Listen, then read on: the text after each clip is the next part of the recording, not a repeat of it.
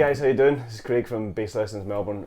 Today I'm joined by Lucas Taranto for our bass player profile video.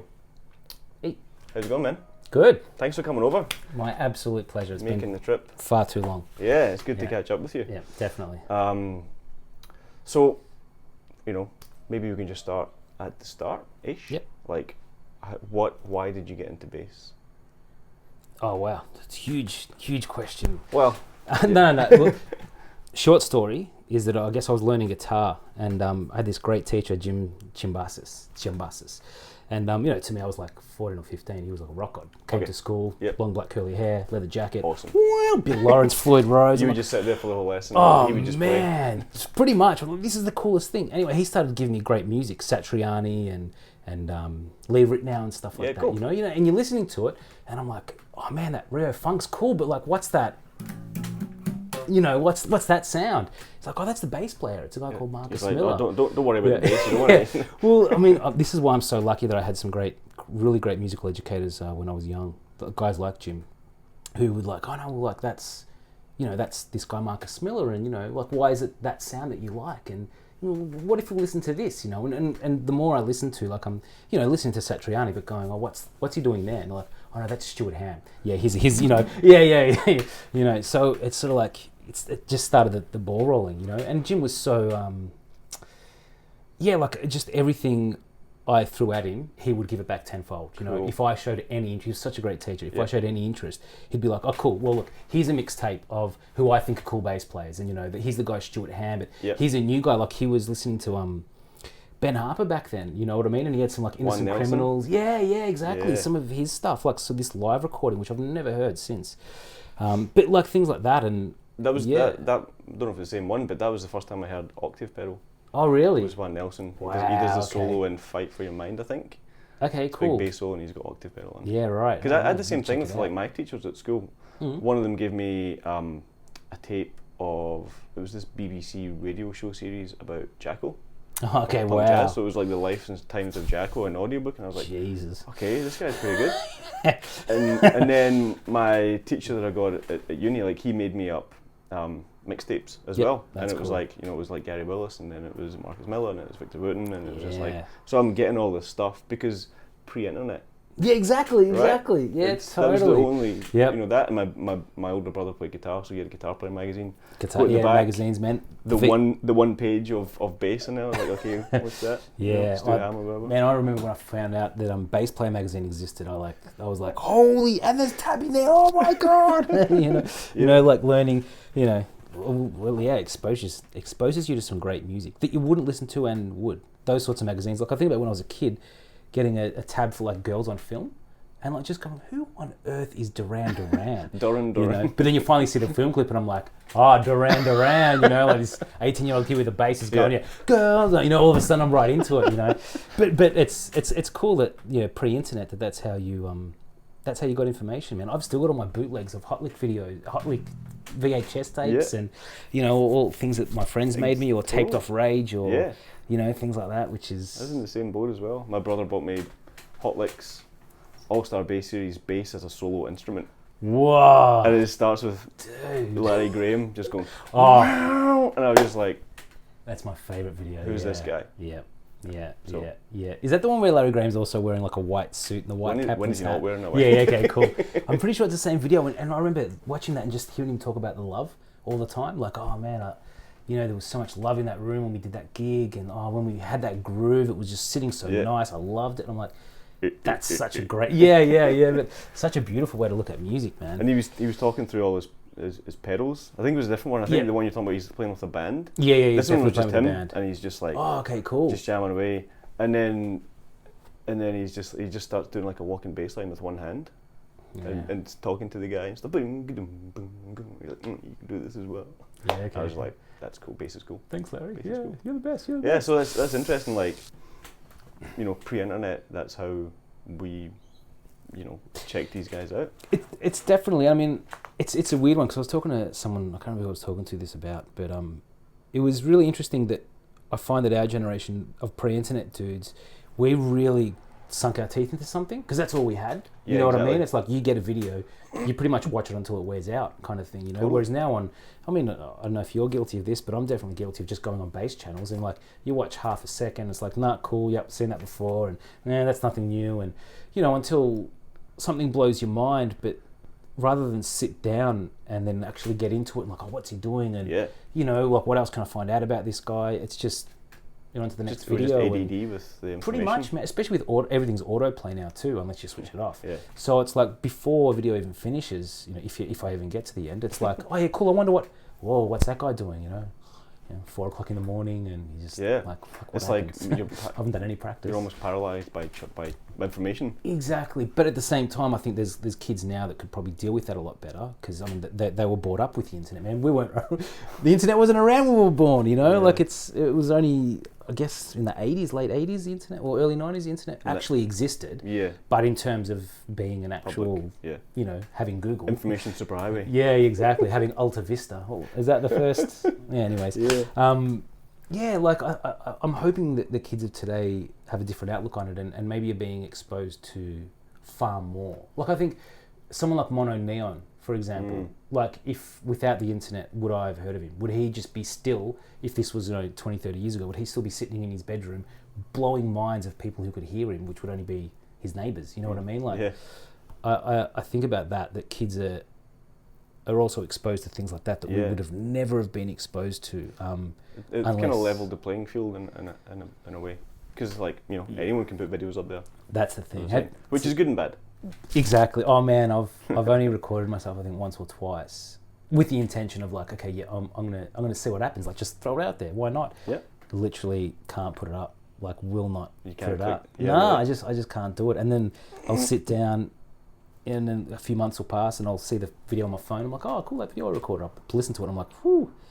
I thought that was good at the time, but you know, thank God I didn't put it up. Yeah, you know? right. And it's like, yeah, I don't know. It's a weird one. Maybe I've just got old man fear of the internet. You know, like the fact that I know it's there forever. Maybe I should be a bit more blasé about it and just think, well, it's out there, and it disappears. Like Vic says, you know, music is vibrations, and vibrations never die. They just change form. So when you put it out there, it always is forever, constantly traveling until you know, gets to the other end of the universe. So you're checking out like Marcus and these guys at like 15, 16. It would have been about 15, 16. I think I finally convinced my parents to buy me a bass. I was like, oh yeah, I'm going to start teaching my little sister how to play bass, so I can play guitar, she can play bass. And of course, I never taught her a single note. I just once I had a bass in my hands, that was it. I kind of didn't really put it down. What was it? Just then? It was like an old P-bass copy thing that I bought from, I convinced them to get it for me from Cash Converters, a couple $100. Yeah, right. And it's still the P-bass that I use today. Well, I'm pretty sure I had the guys at the Bass Center look at it, because I did a lot of work when I was a kid, you know, sanding stuff down and ripping frets out, and dude, like as soon as I heard about Jarko's story, I was like in the garage that night. Really? Like, you know? I've got this big giant P-bass fretless with holes all over it. But you know, thank God Neil Kennedy fixed it up for me later in life. But anyway, I took it down to the Bass Center guys, and they're like, hang on, is that this and that? And we sort of looked it up, and I think it's one of the Japanese pre-CBS 70s, the lawsuit, like ones. Greco. Yeah, exactly. Yeah. So I was like, wow, okay, cool. And I mean, the bass feels great. I've got a set of Jim Dysons in it now. And it's my real... Stuck with you? It definitely did. It's my workhorse, you know. And if I've been very weary of, you know, some guys, like they get their first bass and it's like an Ibanez or something, and although they own a lot of basses, that's still their holy grail. Yeah. Although it doesn't sound good, it's more of a memorable thing, you know what I mean? And I was really scared of that, but I'm pretty sure that bass sounds freaking great. Yeah. I've used it a lot. I've used that bass. If it sounds good, it is good. Well, yeah, exactly. So yeah, that was my first ever bass, and then I finally, you know, thought I'm gonna get serious, and I bought a sound gear, an Ibanez sound gear, and you know, the custom made mahogany one. I was like, right. But you know, then you move on and you start experimenting and go for everything else. Do you reckon P-bass is a good place to start for bass players? I think jazz bass is probably a better place to start, just in terms of a slightly more open sound. I know. Okay. But I was thinking maybe ergonomics. Yeah. Well, see, it all depends, doesn't it? Because you got those P bases with those super broad necks, like the like the 60s ones. Yeah, man. Those like giant maple boards, like woo. But then some of them are, yeah. Well, yeah. Look, my one's quite a thin profile when I think about it. Yeah, and the width isn't great at all. Isn't very big. So yeah, that one would be fine for a beginner. But in the end, what you can afford and what looks cool, I think, is one of the most important things too. You know what I mean? You want to pick it up and play it. Yeah, exactly. And like, I remember feeling so cool when I had that bass. It was all red when I first got it, and I was like, yeah, this is so What colour is it now? It's midnight metallic blue. Yeah. Well, I was in my garage sanding it down, and then my uncle came over, and he was just about to get a car baked in a car kiln, sprayed and, Yeah. And he's like, oh, what are you doing with your bass? I said, oh, no, I'm going to paint it a colour. He goes, I'm getting the car done metallic blue. Do you want it? I'm like, yeah, all right, cool. So I gave it to him, and it got sprayed in the car place and got put in the kiln, and when it came back, man, all the wood had dried out. It sounded unbelievable. No lacquer on it. So no lacquer on it. It had been just one layer of undercoat, couple layers of metallic paint, sit in this car kiln, and then it came out, put it back together, and it was like... Really? Man, it sounded incredible. Yeah. There you go, wood. Yeah. Yeah, well, look, I've never done it since. I don't know if that's the secret, but yeah, it was really, really cool. So yeah, it's a great colour. And the fact that it's got no lacquer means it's worn quite well over the last 10 years or something. So it's got that awesome vintage vibe, and yeah, breathes really well. And man, the bass, it either sings or it's a P bass, man. Like all tops off, just thuds. Put my palm down. Yeah. Anyways, but yeah, these are the two main basses actually. Now that I think about it, P bass and this. That's pretty much all I use. Kind of opposite ends of the spectrum, but exactly. Yeah. But that's part of the Melbourne scene. You know what I mean? Like you're right in there. I mean, one day you're doing fucking a tribute to Aretha Franklin thing. With someone. Yeah, exactly. And then the next day you're sort of like, oh look, man, I got this sort of fusion jazz gig or whatever, or like just a pop gig, but it's modern stuff, and they want a 5-string sound. So it's like, all right, cool. It's Do you ever encounter any kind of snobbery rocking up with this? Like, somebody has, and you go and you look at it, and it's a beautiful looking 5-string instrument, but some people are like that.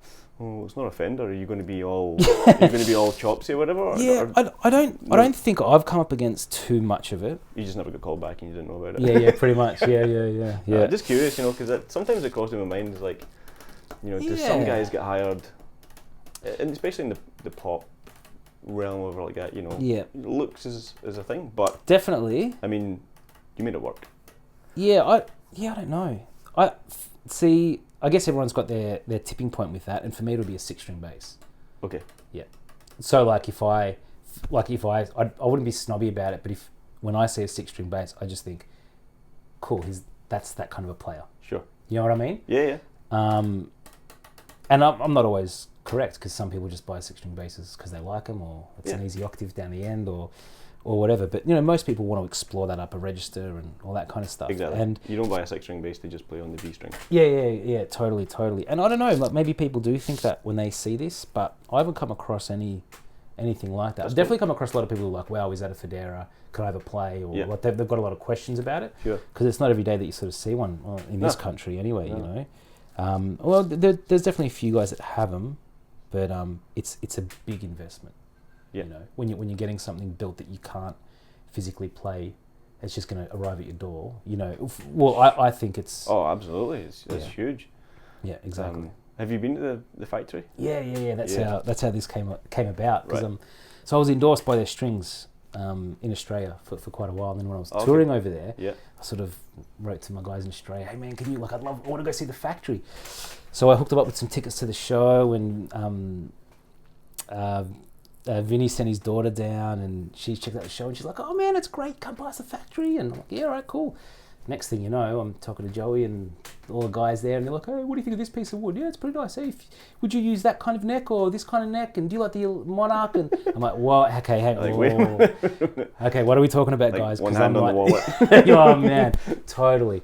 But no, they were really open and honest, and they knew I was looking for an endorsement too. I was sniffing around the sort of Sadowski area and all that kind of stuff, and you know, they saw an opportunity, like we were talking about before, for like a different kind of advertisement, and also in a different country for their base. And yeah, and so we got chatting, and we sort of worked out a bit of a deal, and then I said, all right, cool, like if you can, if you're happy to support me, then I'm more than happy to support you guys. So yeah, next thing I know that, I started picking woods out and saying, no, like this. And then, we basically made this. So I got the wider spacing on the neck, because I didn't want anything too thin. I got a Kennedy made in like 2001. Okay. And that was my first custom made bass. 5-string? 5-string Kennedy, yeah. Right. And it's amazing, but I didn't know what I was doing. So basically I took that off, and I said, make me a Fender 5 Jazz. But I don't like Fender 5 Jazzes, so make it feel like a Fodera, because I had one of their basses for most of the tour, and it felt great. So I said, wider string spacing, wide aperture, put a series parallel in that switch. Yep. Must have active passive. Yep. Standard Fodera circuitry, but I got the top end wound down a little bit. I can't remember where theirs is at. 12? Something up there, It's like fairy dust kind of frequencies. I just want it back a couple of K. And then, wider, flatter frets. I got them to shave them down a little bit. I like them nice and long. Like as if they've been played in a little bit? Yeah, pretty much, And then, just chose the woods. So is this a Monarch? Yes. I always get confused, man. I looks. I think so. There's the Monarch. There's the Imperial. It's not the Imperial. No, definitely not. Yeah, I'm not into that. The whole that cutaway looking thing. It's cool, and if I was doing Anthony Jackson gigs, like I'd be right there, Or if like you did Anthony Jackson gigs, dude, that'd be awesome. But actually, that'd be terrifying. Just have Michael Camillo like fucking freaking out next to me. But I basically got it, for lack of a better word, like dumbed down a little bit. Sure. I guess to a bit of a simpler bass, but with all the Fodera trimmings, and man, it's worked out really, really well. Got a bolt on too. Didn't want a neck through. I got a neck through with a Kennedy, and so it's too much. I'm guessing because I know from me, I got a custom bass made. It's at the end of the rack over there. Yeah. Like when I was studying, and I bought it on Looks. Yeah. It's got like a spalted beach top and that kind of stuff. Yeah, dude, it looks gorgeous. Yeah. But I didn't really know what I wanted in a bass. I owned a jazz bass. I hadn't owned a P bass. Yeah. I didn't really know, rosewood or maple. I knew there was a thing, but I just went, well, that looks cool. Yeah. And then I got it, and it wasn't what I had in my head as what I wanted as a bass. I've grown to love it because it does a very specific thing really well. But I think it does take a long time to know what you want from a bass. Not only just ergonomics, but tone-wise. Because when you're starting out, you're doing this and that, totally different things. So definitely. When you spec this, were you in that stage where you're like, I know really what I want now, and I can't get it anywhere else, or was there still a little bit of? No, there's still a little bit candy store. Yeah, there's still a little bit of candy store, a little bit of unknowing and guessing, and there always is. I mean, I played a lot of their basses, and I talked to them a lot. Like, we hung out for a good couple of days in the factory, pretty much. But because I don't know about you, but it's a bit of a roller coaster roller coaster ride. It's up and down. Definitely, man. Well, just in terms of tone and what you want, and like it takes a certain point in order just to get up to that level where you can tell the difference between a rosewood board and a maple board. Yeah. But then even then, like when I'm there and I'm picking and I'm like, yep, I definitely want rosewood.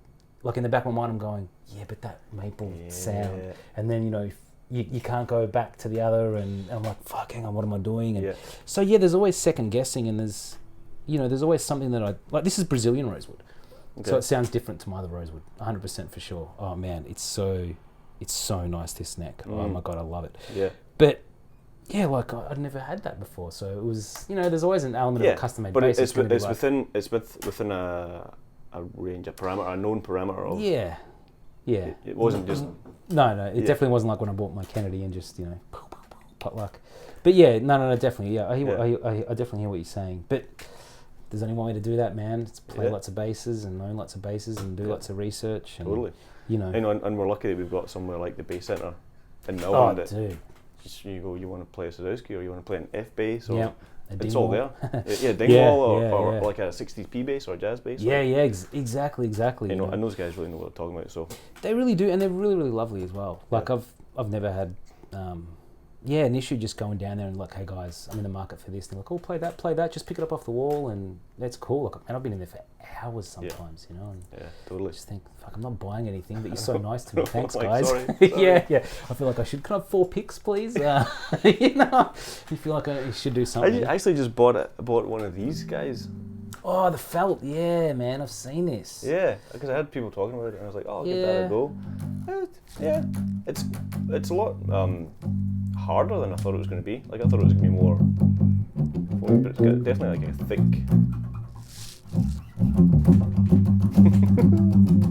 That's what I love picks for. Nah, see, it's got a cool attack. I figure if you're using a pick, then use a pick. Use a pick. Like, yeah, Okay. you know what I mean? Like, that's the sound. That's what you want. Because you started off playing guitar, so when you picked up bass, were you playing with a pick, or was it fingers kind of straight away? Oh, fingers straight away. No, because all the guitar that I'd been learning was classical before that point. Yeah, well, okay. so I did, I mean, you know, to lengthen on that story, I did a year of classical with this guitar teacher that the school got in, who was hopeless. Like, Right. he couldn't really teach and didn't care, and would just walk into a lesson, play that. Oh, you haven't practiced? Stay here and practice. I'm going to go out for a smoke. Outside, come back 25 minutes later, play it again. Better, practice tonight. And then that's a lesson. It's like, what the? Did you practice? Yeah, not as much as, you know, he's a classical dude, so to him practice was like a very different thing to a 13-year-old high school student, a 14-year-old. So yeah, like I said, when that guy Jim rocked in with his leather jacket and was like, wow, I'm like, that's my guitar teacher, you know. Like the fawns of guitar teachers. Pretty much, but like it wasn't that I wasn't playing with a pick that long until. Then you switched to bass. Yeah, you know. So do you still employ some of that classical guitar thing, or not yeah, too much? Definitely, but only because of Gary Willis, his influence. Yeah, Okay. yeah, realistically. Let's talk about Gary. Oh man, all day, all night. Gary was a big influence, man. When I discovered that dude, Was that tribal tech stuff? Definitely tribal tech. You know, like Nightclub and all that. You know, Banal, and Kirk Covington. And, you know. But you know, when you're a kid, you've got to go through that stage of extreme fusion chop. You know, like expanding your just pure awesomeness. Yeah, totally. Or what you think is pure you know, awesomeness. You know? And tribal tech are definitely a good way to do that. Definitely, I remember sitting with Thick and being like, I really don't think I like this music, but I'm fascinated by it. And then I grew to like it. Yeah. It was that kind of like car crash attraction. Yeah, oh man, totally. Yeah, definitely. And yeah, it takes a little while, I think, especially when you're young, to wrap your head around it. But you know it's awesome and amazing, and like these guys are doing something that I could never imagine doing. Totally. So of course you sort of dive in there. But I'm really happy because then I really got out of prog and fusion music. You know, it just became dead. Like once Dream Theater, I think, released, there was a certain album that came out, and I was just like, hang on, man, they're literally running through their motions, and it's just exactly technical. What's coming next. Yeah, and it was just this beautiful, technical, proficient performance, and I just went, no. I mean, at the same time, kids that I was listening to this, older cats that I was meeting were showing me things like the meters, and like, you know, I'd just gotten a copy of Donny Hathaway Live and like all that sort of stuff, you know. So it's like, whoa, okay, like there's decisions here, you know what I mean? Yeah. What's a bass player and what's not? Do I want to be like John Myung, or do I want to be like this? And then that's when I discovered the Gary Willis Bent album, and that was just like, you know, because I know what he can do, and I've tried to transcribe all that tribal tech stuff and yada yada yada, and then he comes out with, you know. And it's like, hang on a second, man. Like, this is the coolest fusion album I've ever heard. Because it's, I don't know if you've heard the album from start to finish, but like there's some weird tracks and some great weird lines, and like, you know, his extension of harmony and bass soloing, and it's mind-blowing, but it's like so groovy and funky. And like that tune, I mean, it's like an extended blues, you know? Yeah. It's like literally that, you know, for...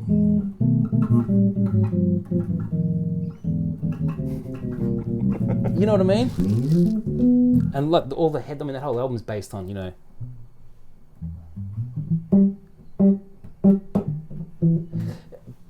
Like if you listen to the album, like there's pretty much that lick through almost every tune, you know, just about. Yeah. You know, I mean, there's those beautiful jazz ballad one with the melodica and stuff. But yeah, like that made me sort of look at fusion in a new light, and it's like, hang on, he's still doing Gary Willis stuff. It's still just as mind blowing as Tribal Tech and Nightclub, but man, it's got a pocket and it's kind of cool, and it's not like, oh yeah, check out my amazing, technical ability here. It's like, it just sounded like guys having fun. It's organic, more organic. Exactly, and it's the finest playing that I've ever heard Dennis Chambers do.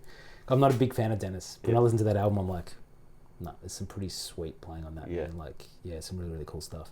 So yeah, for me, Gary Willis, I just found, There's kind of nobody like him. No. To me, it's funny, I just got his new app, The Groove a Day. Have you seen it? I was weird. I was listening to a podcast interview with him the other day, and he was talking about it. Yeah, man. I was like, because I remember maybe a year or so ago, he was doing some little trailers for it. I was like, oh, that's an interesting thing. Dude, it's pretty cool. I mean, just to have a video where I can watch him play and like mix the drums out or the click out or whatever else, and then choose like left hand camera angle. Oh, okay. So like, I mean, I think if you download the app, you get the first three jams. For free. Yeah, for free or whatever. So I thought, yeah, cool, check it out. And like some of the grooves are just like something like that. Yep. Like that's the easy groove one or whatever. But then, after like 2 minutes of it, it's Gary Willis doing his, but like,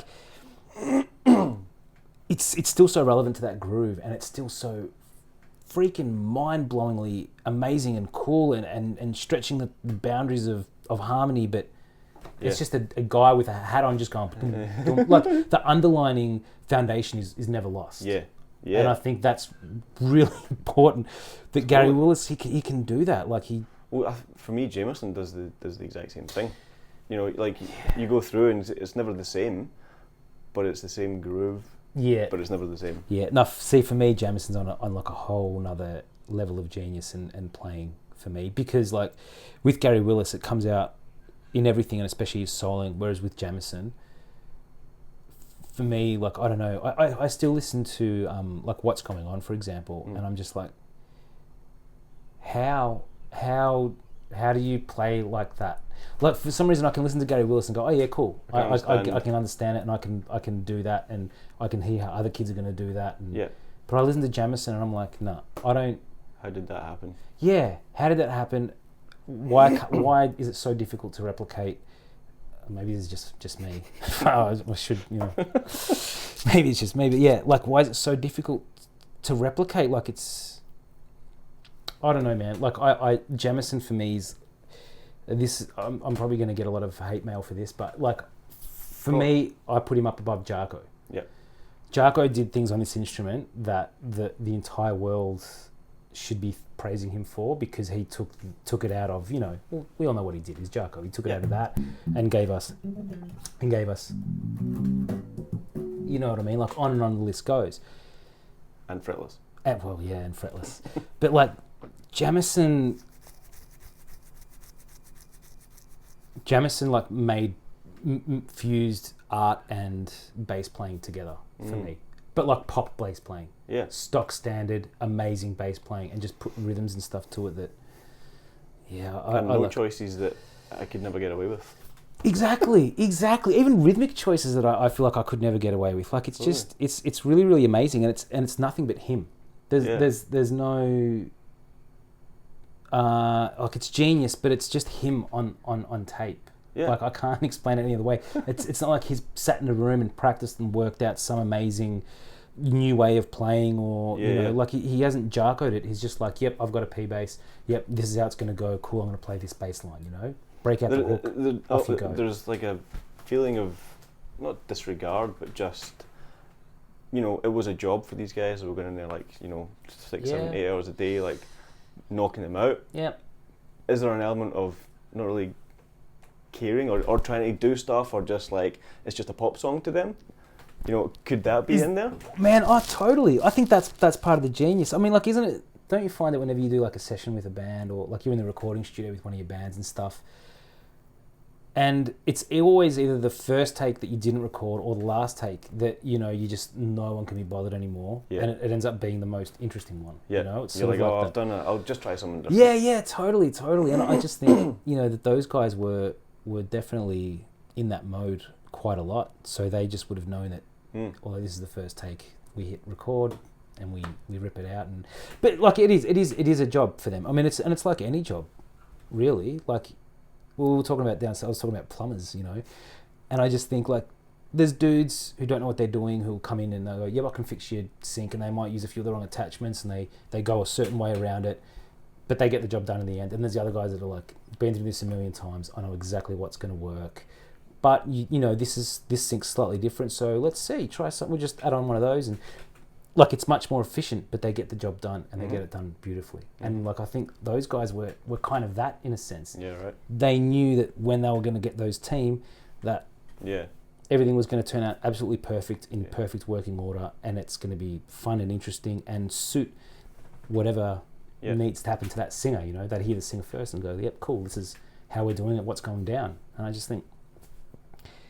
It's cool because there's art and then there's the job, you know, and those guys just had such a beautiful balance of both.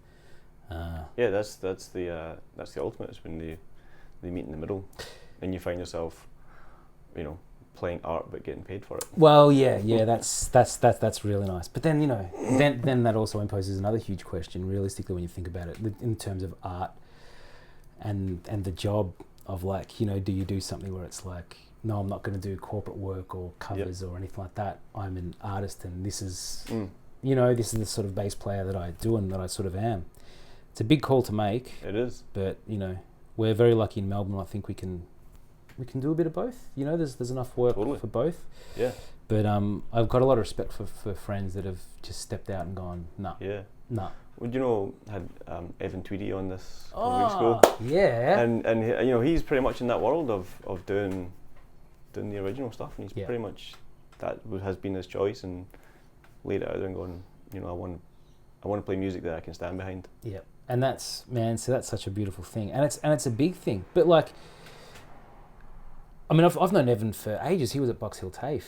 But I think about the player that he is now and the player that he was back then when he was doing covers, and you know, I'd see him when you're learning. Yeah, playing, you know, Sissy Strut over and over again. But he's by far 10 times the bass player now than what he was, and he was a great bass player back then. And Evan's always had massive respect from a lot of us. But now when I hear him play, there's it's like a beauty. Yeah, you know, a real beauty in his playing. Or like a contentment and like an inner. Mate, yeah, man, most definitely. And you know, he's such a beautiful guy too. It's like, it was great. Yeah, it's lovely watching him make music, I've got to say. And that he's got some great basses, man. But he's have you seen his Stingray? No, he didn't bring it around, but he did talk about it. Yeah, that's a killer bass, man. I need a vintage one. Anyways, so what about Gotye, playing with Gotye? Is that still happening? No, not really. Not so much. Well, he's living in New York, so doing his thing, making great art. Like, there's a prime example, man. Like, you know, it's I mean, fucking in my head is like, because you were in that field of playing, of you know, being part of somebody's real artistic vision, and he is one of those, you know, true artists. Proper. But you're got a #1 single in however many countries in the world. So like, what was that like? Dude, yeah, it was great. It was great. I mean, it was really, really heavy, especially like when you're sort of in the middle of it. Well, you know, now that I think back, like, you know, just everything from like sheer nerves of doing, you know, TV in America, to just sheer nerves of like trying to give an artist what they want. Like Wally, you know, he's amazing, man. He hears everything, and he's not like a guy that's like, oh, hey man, look, that's cool, but you know, the recording does this. Can you do this? You know, he's not that dude. He's like, okay, what you did was great, but that point in this song needs to create, you know, this kind of emotional thing, because there's this juxtaposition later on. So what you did is like preempting that juxtaposition. So, you know, like he explained everything like that. It wasn't just like, don't do that there. Yeah. And you've got to respect that. But then when you start to getting in that mode, you start to question everything you do. You know, it's like, well, hang on, if I go up an octave there, fuck, what does that mean, you know? And it was a great thing. It definitely changed the way I play music. 10 times, man. And from that respect, But at the same time, like, there's the reverse of that you're always thinking like, fuck, like, what am I doing? you know, to all of a sudden be in that mindset on that level, to think about every note you play, and to make sure that if you're going to do something, that it's like that it counts. For the right reason. It really counts, you know. And like, don't get me wrong, like it's not like we couldn't try things or experiment, but it definitely made me realise the power. The power, yeah, exactly. And like, but then that sort of also fills out to other areas of life too. Like, makes me realise just with language, you know, just changing one word can make an sentence completely different, or just adding a comma or a full stop. You know what I mean? Like, so it's definitely the same kind of thing on a much larger picture, because you've got visuals and you've got, you know, staging going on and who's doing what, and you know. Was it a gradual ramp up, or did you go from just kind of playing, you know, round town to being, you know, world tour kind of thing? No, well, dude, it was huge. Like, I mean, because I've known Wally we went to high school together. Yeah. You guys have been at it for a while before. Yeah. Well, actually, when I started playing bass, the first band I joined was downstairs, which Wally was playing drums, and my mate Trevor was having guitar lessons with, playing guitar, and Ben was singing. So we did great things. But then I left. I studied music. Wally went to study law. Where did you study? Box Hill TAFE. Box Hill. Yeah. So cool. I did the Box Hill TAFE, and then left and went to VCA, and then got out of there, and then went back to Box Hill to finish my degree. But anyways, over a lot of years. But yeah. So Wally went and studied law. I went and studied music. Ben went and moved overseas, and Trav moved out to the sticks, I think. So then when he started making his own music, Gotye stuff, it was like, man, this is really, really good. I recorded a few tracks, and you know, he made music, released a couple of albums. I think it was the second album that got picked up.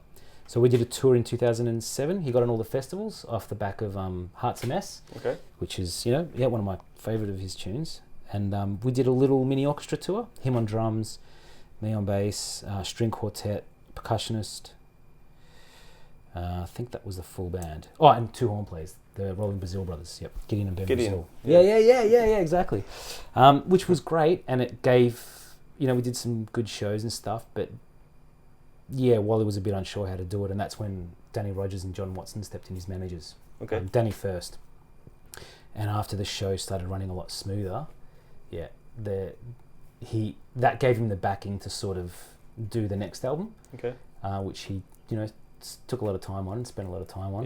And then when that was released, I remember driving to my mate's house because I was listening to Triple J, and I heard that the video had been leaked for somebody that I used to know. Thank you, that song. Dude, it's been a long time. So I heard that, and I was like, oh, cool. And I checked it out on YouTube on, you know, my phone, and I was like, wow, 7,000 views. It's just been leaked. This is so cool. Get into my mate's house. Hey man, you got to check this out. We hang out. And then anyway, by the time it was a couple of hours, by the time we got the video up, it was like 45,000 hits or something, or 25,000, like from 7. And I was like, now we're definitely in an internet generation. Yeah, totally. But like, that was like, whoa, you know, from 2007 to 2011, there was nothing, you know, just people on Triple J saying, I love this guy's album, he's releasing a new one.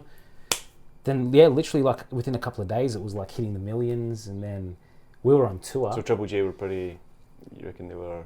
Definitely, yeah. I mean, Kingsmill loved Gotye's stuff. Yeah. A few people there did. I mean, I don't know if you heard that, the first album. No, I haven't. Yeah. Oh, not Broad. There's two. There's Broadface and Like Drawing Blood. I think that is just a piece of art, man. It's like, it's pretty magical.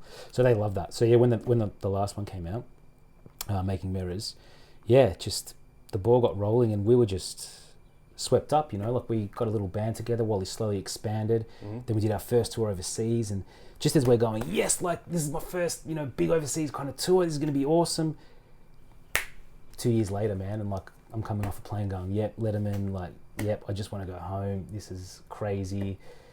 Yeah, really? It was intense. Yeah, oh dude, it was so intense. And like having Wally, 2 years of just 2 years of like constantly worrying about your playing on eggshells to some regard.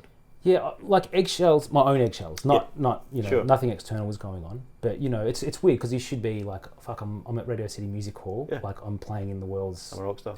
Yeah, you should be that, but nah. Instead, like it's all the musical self-doubt and all that stuff sort of starts setting in, and you're like, fuck, why am I here? Like, you know, geez, this is so weird, and I hope I'm playing the songs right, and like, you know, milliseconds, like an athlete, man, milliseconds become minutes, you know, and like all of a sudden from like you and the drummer hit something and you go, yeah, man, that was tight. You do it exactly the same the next night, but all of a sudden it's like, yeah. I can hear a millisecond between us, Michael. I can hear something there. We've got to fix this. We've got to fix this. You know, and it really becomes, everything's very magnified. Yeah. You know? But it's good. It definitely gave me a chance to look at that stuff. You know, there's a lot of time to practice. And yeah, but in a whole, the Gotye experience, when I look back on it, as difficult as it was with all the travelling and you know, there was a lot of fun. It definitely made me 10 times a musician. Yeah, cool. Working with people of that calibre. And I get to meet and hang out with some cool people, man. Like go to SNL and hang out with James Jean. It's like in the set breaks and Lenny Pickett and like going, you mean like Tower of Power, like, you know, like, and he's like, oh yeah, man, you know that stuff? Oh, cool. I'm like, you know, like I grew up on that stuff. You know, you're like my hero, you know. And yeah, it was cool because you're all of a sudden just in this world. Like, oh, dude, playing in Oakland, and it's like, oh, there's a guy at the back that wants to meet the band. We're like, oh, yeah, right. Who's this guy? It's James Hetfield and his daughter. Yeah, totally. So there's these sort of moments where you're just like, is this happening? Like, is this the level that we're on? Like, you know, you're doing a set and you look over the stage and there's like Tony Royster Jr. hanging out with Katy Perry and Rihanna and they're like watching your set and you're like going, like what? Focus. Yeah, dude. Yeah. Katy Perry need a you know, it's like it's just yeah. What's that? She's got that great sample in one song. Anyway. California Girls. Yeah. Yeah. So there's definite elements of that, and then but all mixed in with this great washing machine of like, where am I now? Yeah. What time do we leave? I haven't slept in this long, and oh yeah, once in a lifetime. Well, you know. Yeah, you know, and doing the whole bus tour like that was so much fun. You know, like it's not going to happen in this country. We're just, you know, not population and size wise at the moment. We're not ready for it. But in America and Europe, yeah, man, you know, and it was cool to see Europe. That was the big thing. I mean, like it's a pretty good place. That's your homeland. Just so you don't know how lucky you are that you can just go. Well, oh, I've got 2 days off. I've got $100. Look, I might just get a flight to Amsterdam tonight, and you know, hang out and party. Or I might just go to Rome, or you know. When it's your backyard, you know, you don't appreciate it as much. I hadn't appreciated it much until I came here. And you realised how far away you are from everything. From everything, like it takes me a day to get home. Yeah. And I remember one weekend, like I bought tickets to go to Paris, plane tickets for like £20. Yep. See. But I didn't do it every week. Yeah. Right. You know, because it's just not what you do. Not what. Yeah. Okay. You know. Yeah. You don't. Yeah. Because it's just it's just there. Yeah. I'll go there one day. Yeah. No, I totally get it. Man. Most people don't know what's in their own backyard. You know, even in this country, absolutely. You don't know how many people. It's like, yep, I've got money. I'm going to go travel. I'm like, well, have you seen Northern Territory? Yeah, totally, man. Uluru, Katatanya. Like, there's just so much. You know, seeing Broome and Albury and all of Perth, whatever it is, 1,000 Mile Beach, whatever it's called, and oh man, there's so much up north to see. Yeah. But, you know, and, you know, I find myself very often like on a plane or somewhere in the world being like, I'm here because I play bass. And you can never really lose that. I always keep that, you know, no matter how early you got to get up for the flight, no matter how far the drive is, you're like that. And because I play bass, I'm experiencing this part of the world with these people making this kind of music. That's part of the job too, you know what I mean? Yeah. That's where you've really got to look at it as a job too. It's like, yep, I'm a bass player. I need to be in Sydney for sound check. I've got a 4:30 a.m. call. That's my call, man. There's a plumber somewhere waking up at 4 o'clock because he's got to get to a business that he has to fix before they open. Like it's no different to any other job. Time and a half. That's the difference. We don't have a union. That's the big difference. Man, musician. I was thinking about this a lot. Like if you had a musicians' union. So there was one. Yeah. Well, it still does exist, but it's still there. I've looked it up and I'm like, cheap insurance, okay. Yeah, dude. No. But it's a thing in the States more than here. See, when they had it back here, so like when it was working, this is far before when I was a musician. Yeah. But what the older guys used to tell me is basically if you played at a venue and they didn't pay up, right? Because especially back then everything was cash and yada yada yada under the table. Basically, the musicians' union had a contact at CUB. They'd call up and say, "There's this pub in Richmond. No more beer for them. They're not paying us." Cool, no problem. Taps are closed. That's it. That pub has no beer. Wow. What are they going to do? They're going to pay the band so that CUB brings their kegs back. You know what I mean? Like that's the power that the union had back in the day. That's the story that I've heard. So that's cool. Bring it back. Well, yeah, I quite like that. You know, just stopping the the booze on a pub will definitely make them, Absolutely. That's all their profit. So, but like nowadays, and their rates are a little bit out of date, and it's all classical. Like all the classical guys, man. I don't know if you've ever done anything with classical, like an actual classical orchestra on the Union. It is amazing because like you'll be rehearsing for something, and then literally like mid-note, it's like, oh, sorry, we've been playing for exactly 46 minutes. We've got a 13-minute break, and I'm like, let's just get to the song, at top and tail at least. They're like, nah, this is the break. It's like, you can't move anything. Well, because somebody to move that stand because they paid for that person. Exactly. And I mean, I'm sure, like from our perspective, we just go, man, gives it. It just wouldn't work. It just wouldn't work in our industry, But having some kind of body looking out for us that every other industry does have. Yeah. We just don't have that. We don't, and it sparks up every now and again. Like someone does it, or something happens politically, and then someone's on top of Parliament House going, yeah, we should have loading zone rights as musicians, and we should, and they're totally right. Oh, dude, bass player car parks for sure.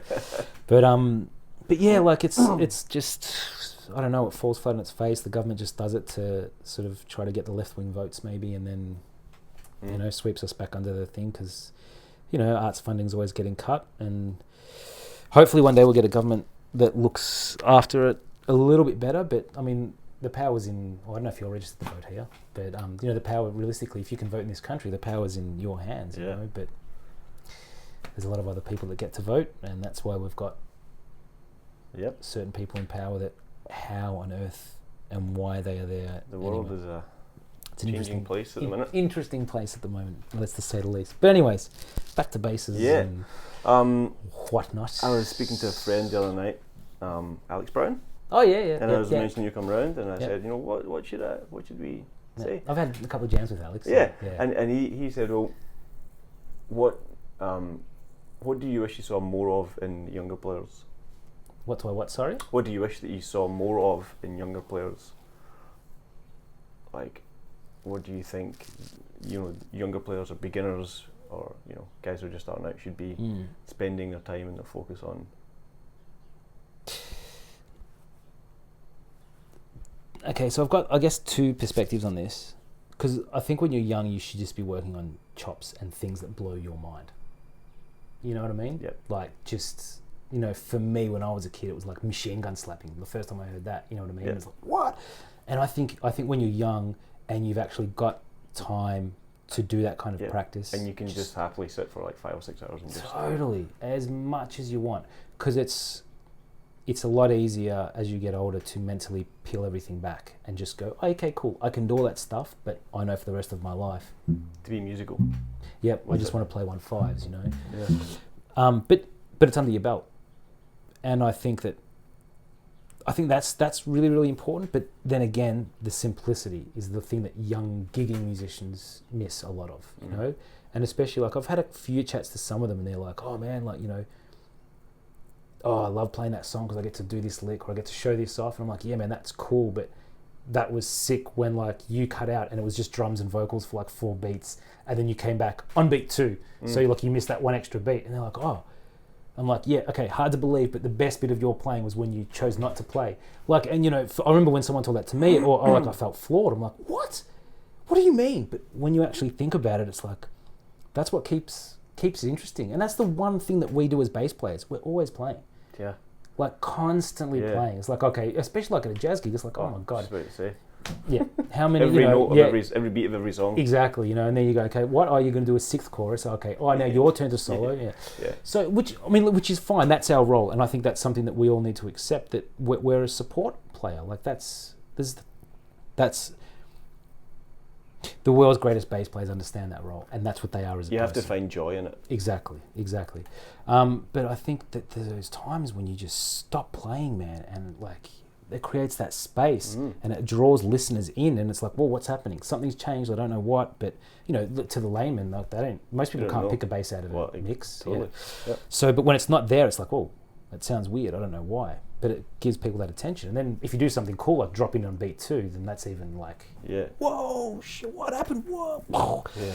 So, I guess that's in a nutshell, off the top of my head, what the advice that I'd definitely give. But the chops thing is really, really important. Get your technique sorted so that when you develop enough and you learn enough, you can be whatever musician you want to be. Whatever, yep. And if you want to be the chameleon, you can do that. You can go into any scenario going, oh yeah, cool, you want me to do a cool like chordal, Montuno thing there on the bass. Yeah. Yep, I can cover that. I've got Anthony Jackson licks down, And I think as modern bass players, like, I think we are required to be much more chameleon-like than previous generations, I think, if you want to keep working.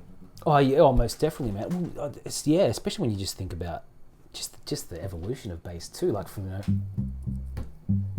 that to like just moving through every era, 80s and switching all the synth pedals quickly, and then you've got and then it keeps going, doesn't it? When you think about the 90s and like a lot of that straight up pop bass,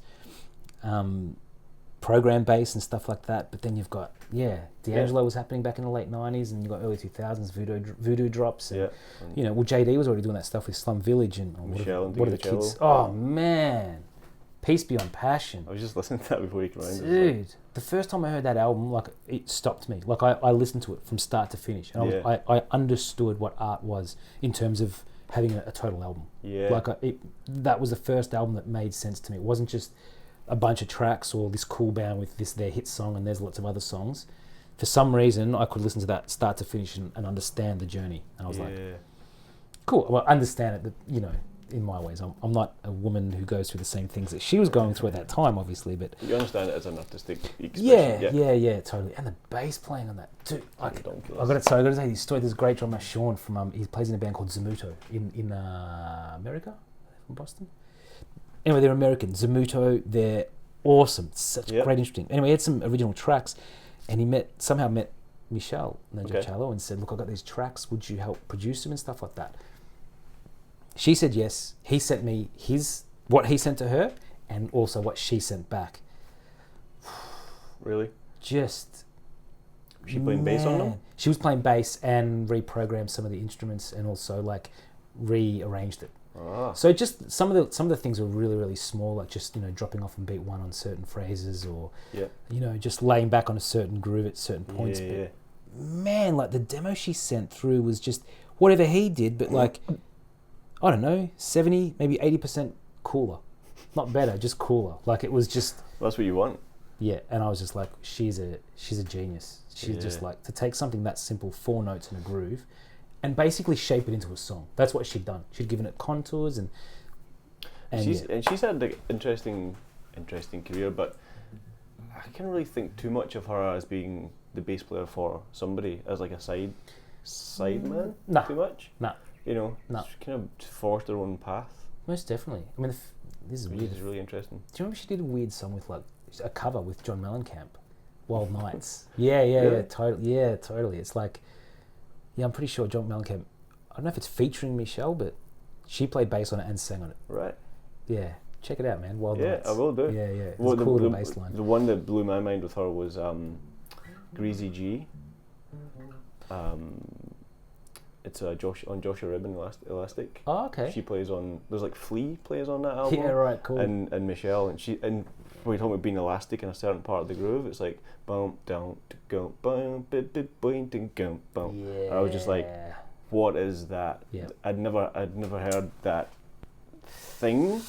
And then you get into it and you do the gospel chops thing, and it's just like, But she, so we tried to cover it in the band, and like it was although you say tried, we tried to cover it. Well, we played it, but trying to get that consistently each time, I was like, oh, that was it. No, that was definitely not it. That was not it.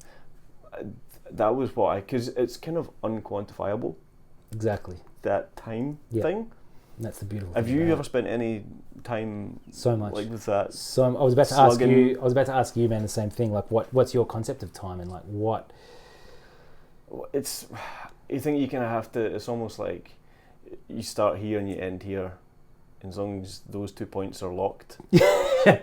Whatever, or the Larry Graham thing of like it's like a train. So one, everyone's like kind of like it's kind of looping round, and it might not be. Yeah, that's cool. I've never heard that analogy. Yeah, there's an interview with me talking about it. It's like time is like that arm on the train. Yeah. Okay. Yeah, Larry. Just because there's a point where it stops going forward and goes back. So but it's very kind of circular and I was like, wow. No, it's cool. I like it. I like the visual imagery behind that. Yeah. Yeah, I've always found, well, you know, when you're growing up, and especially when you're listening to guys like Weckl and I really talk about drummers a lot. I listened to a lot of drummers when I was a kid. Totally. Because they're the most them and guitar players. Yeah. Are the most impressive. I don't know. Although I learned guitar, I was never really impressed by guitar. It's just such a weird thing. Except for the old guy, like Hendrix. He's one of my gods, you know, when I was a kid. But anyways, I've always seen time, like the Bruce Lee theory, I guess, of where it's like water. You know what I mean? Like it's stretchable, it's malleable. Like there's no... Without getting too deep, I mean, you know, realistically, like, does time even exist? You know, like, and the thought of having excellent internal time, I think, is really, really important. Mm-hmm. You know, I mean, you don't have to go to sleep with a metronome on, like some drummers I know, which more power to them.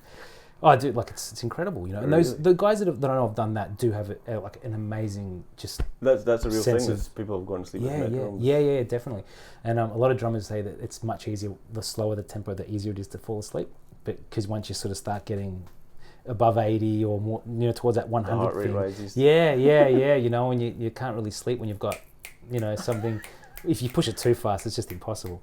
But you know, if you've got a real firm 60 or 80 or something, you know, and but see, then anyways, that's another theory. I don't like to practice at 60 or 80 because I find that's just locking you into, you know, this is medium, this is slow. I've always hated that concept. This is fast. Yeah. If the word fast didn't exist, 240's 240. Just a tempo, Exactly. It's just a tempo, man. So like I just set it at what I think's cool, give it a bit of a tap. Oh, that's 80. Yeah, cool. That's 86. Oh, great. You know, and off you practice. Interesting. But yeah, I think it's really important to have an internal sense of time. But in terms of making music, no, you're going to get excited. Think crowds are going to scream. You know, and there's so many external factors. Okay, I've got to share this Gotye story, man. Yeah. So like the set changed, but everything was on a click. Like I mean, two decimal points. Things were on a click. You know, like everything was midied and Ableton, and like, you know, if I wanted my delay pedal to, it was all happening. And there was definitely nights where I had my innies, I'd hear the 4 clicks and I'd look down at the set list and go, that is the wrong tempo. That's not the click for that song, you know. It says somebody, but that clicks way too fast. And I freak out, look at the drummer, and he's just going, what are you looking at me for? He starts. You start. And it's the right song. Yeah. I've, for some reason... Your brain's tricked you. Well, yeah. Have I had too much coffee? Have I not had enough sleep? Relative to what happens. Because we're always informed... I feel like I'm always informed by what you just played. It's all relative, you know? Not only that, but like what you just saw or what you've just done, or like, you know, did I just do bungee jumping that day and I'm still got a little bit of adrenaline coursing through me, so I'm feeling pumped, or, you know, like... Did you do bungee jumping and then play gigs? I have, but no, not on that tour. No. Years and years ago. But, yeah, but you know, but it's yeah, it's a funny thing. Like it really shook my faith in having internal and solid time, or just knowing my times, because I could have sworn that was way too fast. And there was other nights too where like I'd turn around and we'd be playing some other song, you know, and I'd be thinking, man, that feels so slow. I look at the drummer and he goes, man, is this slow? But it was to 2 decimal places, the exact click, perfect. You know what I mean? Like it was exactly whatever the tempo is supposed to be, 134.99. Yeah, you know? And how do you explain that? How do we both feel that it's too slow, although it's been exactly the same night after night? So then, you know, that really shattered my whole concept of time being a constant. Because it's, well, if we don't feel it that way, then how is it that way? So... You know, when you're on a gig and the drummer goes, yeah, let's do this song. And you're like, it's too fast.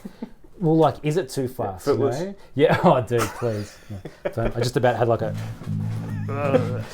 little, yeah. But yeah, like, sorry, man, it's a bit heavy, but yeah, like, does time actually exist? And I found that once I let go of the concept of having perfect time and worrying about it so much, I definitely enjoyed gigs more and became...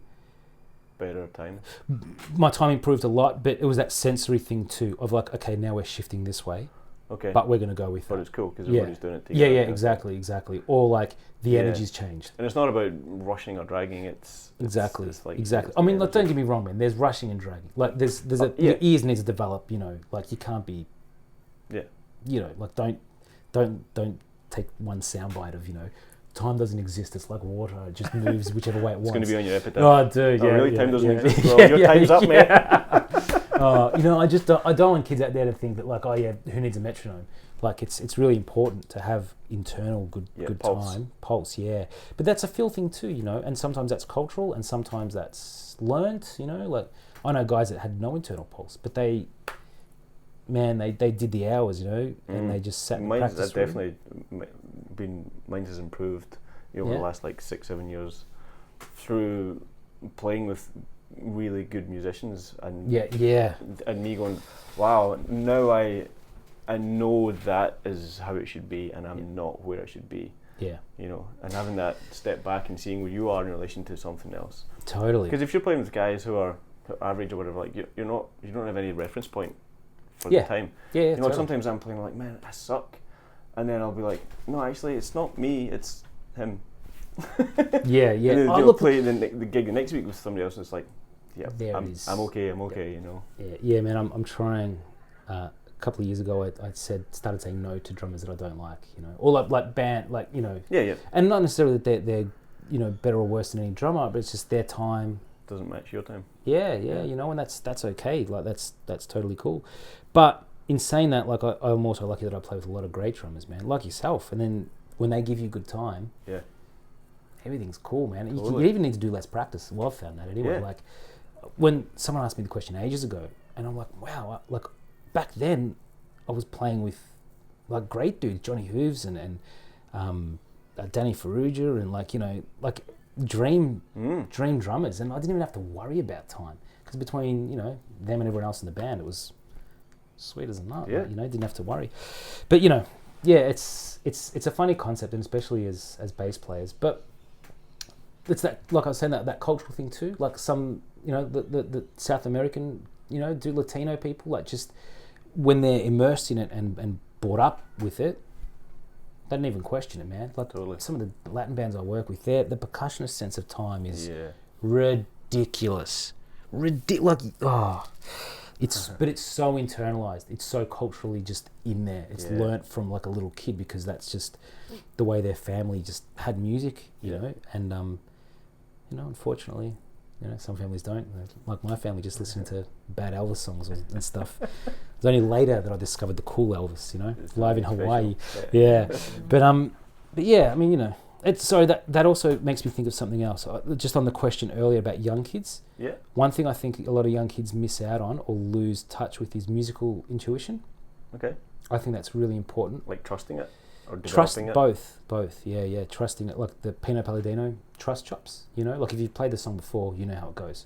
Your hands will go there. Look, it's cool. Just let go, use your ears, and let your fingers go where they need to go, kind of thing, which 90% of the time it works out for me. But I think that there's a certain thing that I see with some younger players, and it's like, they'll be playing something, and it's like, nah, that's not how the song goes. We're supposed to go to the bridge there, and the bass groove is supposed to be like this, And it's like, well, no, that's how the recording goes, And like for some things it works, and for some things it's necessary.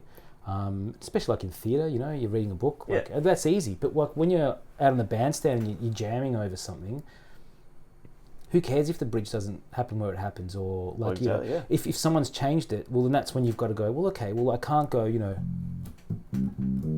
because that's not going to work for this. The drum's not doing boom boom what I want. Yeah. So you change it. Boom, you got a whole new song. But like I just know young guys that are like, no. It has to be this. It has to be this way. So, I think that's a pretty important thing, And that comes with being a bass player and chord changes and leading and, it's a big role that we play, Like you're sitting on if it's got to go to the 4 chord, at that point, everyone knows that, sorry.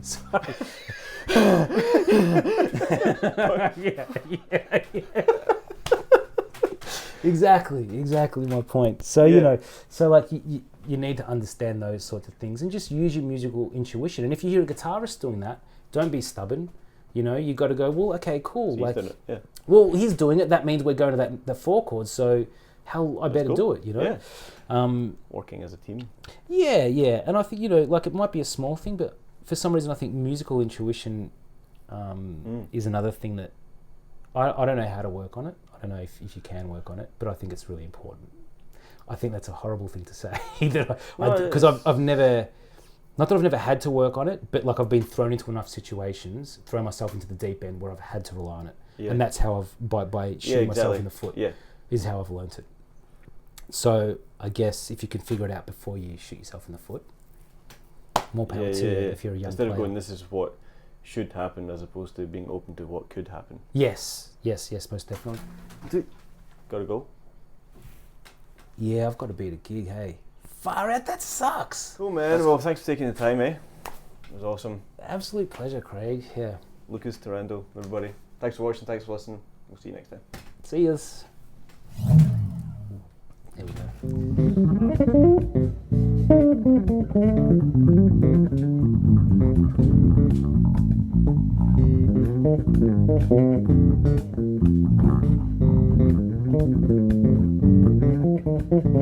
go.